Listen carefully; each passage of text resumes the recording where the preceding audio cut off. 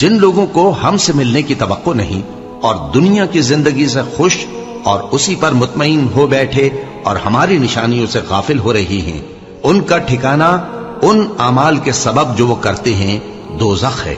اور جو لوگ ایمان لائے اور نیک کام کرتے رہے ان کو ان کا پروردگار ان کے ایمان کی وجہ سے جنتوں میں پہنچا دے گا، ان کے نیچے نعمت کے باغوں میں نہریں بہہ رہی ہوں گی۔ جب وہ ان میں ان کی نعمتوں کو دیکھیں گے تو بے ساختہ کہیں گے سبحان اللہ،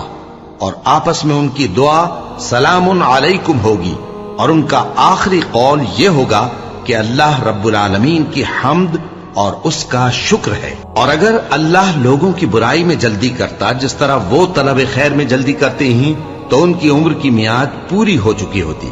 سو جن لوگوں کو ہم سے ملنے کی توقع نہیں انہیں ہم چھوڑے رکھتے ہیں کہ اپنی سرکشی میں بہکتے رہیں۔